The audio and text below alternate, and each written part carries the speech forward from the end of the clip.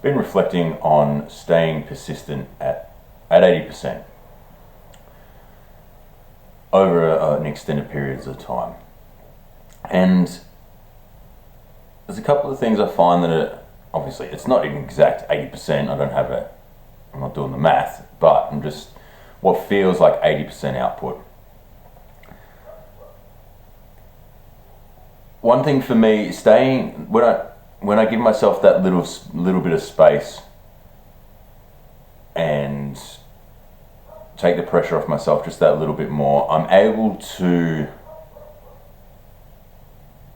stay more creative, and I'll see things differently to what I would if I had tunnel vision and I'm just going 100% in it, because there are times where you do need to go 100%, and I think you can only do that for so long in every facet of life. But I think staying consistent at 80% for me is a much healthier way of pursuing anything.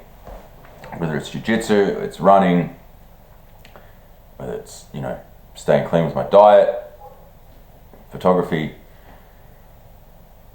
It allows a bit of space to breathe and stay flexible. And I don't mean like, I just fuck off for 20% of the year for health and fitness. I want to, you want to be maximizing that as much as possible. But my point is just staying a bit more flexible, within a programming sense for myself. I don't want to get too much into that, but I will elaborate a little bit. So I write all my programs for running and strength and conditioning, and just say I train for 80% of my training for the year. I'll follow my program 100%, and then that 20%, there's that spillover, that leeway that allows me just to not just slack off, but it allows me just to try something different. I'll still be active. I'll still, I might just do a fartlek run instead of sprints. I'll take it easy. I'll listen to my body and be a bit more intuitive what's going on. And same thing with lifting.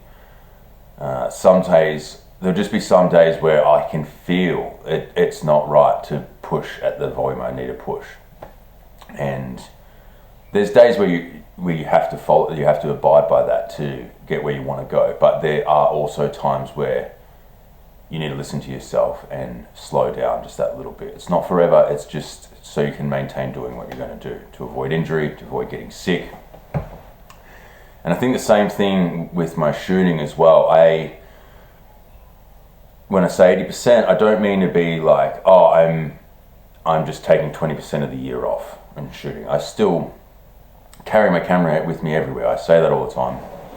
But the point is, I might have a project in mind where I'm focused on this, and I'm like, that's all I want to shoot. And then this is my style of shooting, or whatever it is. So I'm like, I'm only going to shoot black and white, which I shoot black and white more than 80%. But there will just be little moments where I'm like, you know what, I need a little reset. I need a break. I do want to buy a color roll film because it does look nice. It's not for me. I don't want to express myself all the time through color, but there will be moments where I'm just like, you know what, let's stay creative, let's stay loose, let's stay fun. Shooting that one roll of color film every now and then will just give me more insight to when I come back to black and white. I'm like, wow, maybe I can try this. And how do I emulate what the color feels, what you feel when you see a color photo? How do I get that same feeling through a black and white photo? It's a bit out there, my concept, but what I'm trying to say is there's a scene, and what I should say is there's a scene with lots of color. I'm like, how do I translate this? I know how to translate this with color, the color is the scene, but how do I translate this to black and white? And I think staying creative and having that relationship and being flexible will give me a better understanding of where I can utilize the strengths of that scene and strip away the color of it and still make it something special in black and white. So there's the creative side to it. And the other side is, I mentioned just before, going 100%. You can't go 100% all the time. You'll get burnt out.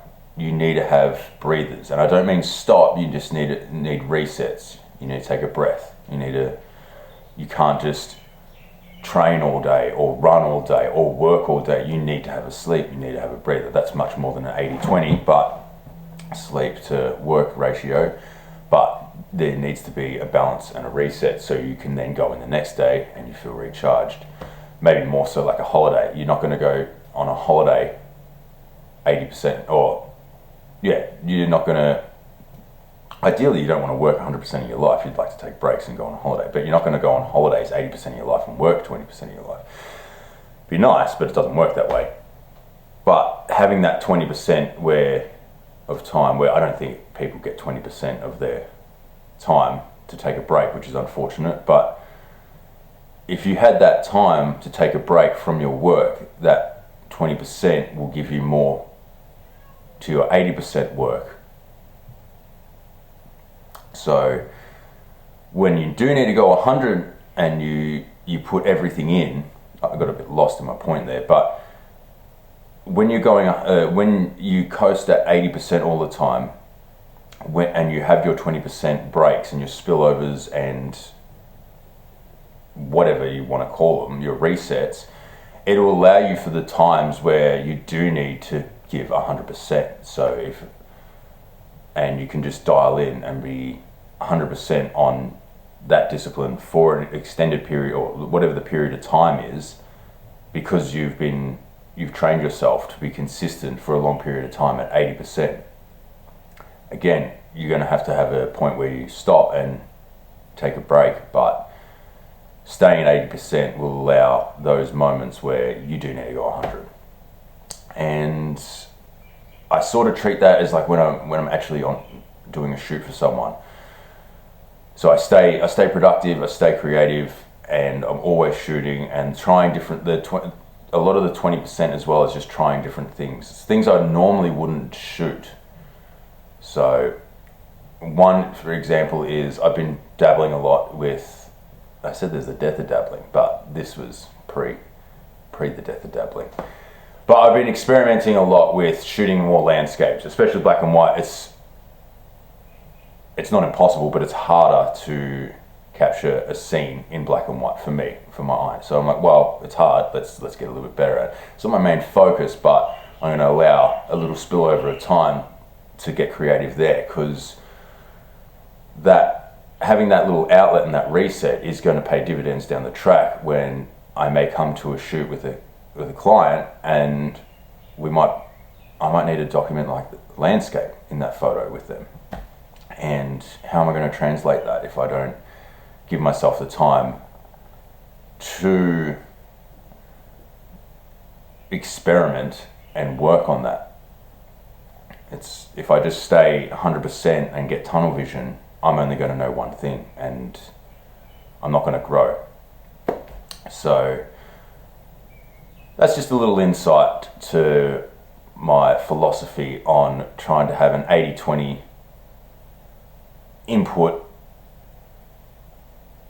balanced life lesson, I guess.